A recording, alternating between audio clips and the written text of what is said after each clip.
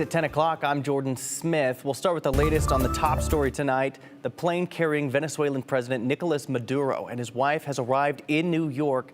The U.S. military captured the couple during a surprise attack early this morning in Caracas. President Trump says the U.S. is now running Venezuela, but offered few details as to how that will work. As Venezuelans around the world take to the streets to celebrate Maduro's ouster, some members of Congress are calling the raid illegal. NBC's Chris Pallone reports. Tonight, Venezuelan President Nicolas Maduro is in New York in federal custody hours after a surprise early morning U.S. military raid on his compound in Caracas. Late last night and early today, at my direction, the United States Armed Forces conducted an extraordinary military operation in the capital of Venezuela. The Pentagon says President Trump gave the order to arrest Maduro just before 11 Friday night. Troops from 20 military bases and 150 U.S. aircraft took part in the mission, which saw an elite strike force arrive at Maduro's compound around 1 this morning.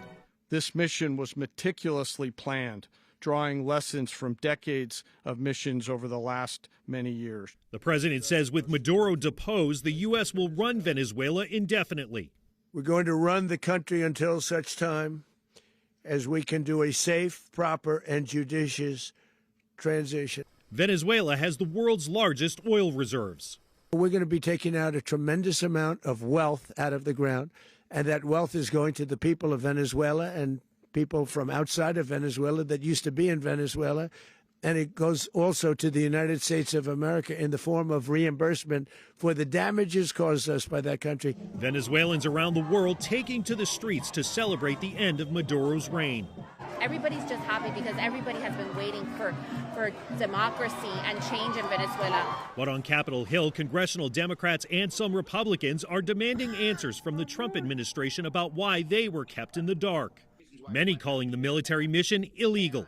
Now they're saying they were going to occupy a foreign country, we're going to run it from the United States, and that we're going to steal their oil. In what world did this administration get any of that permission ever for them to do that? Secretary of State Marco Rubio said briefing Congress before the attack would have jeopardized the mission to get Maduro.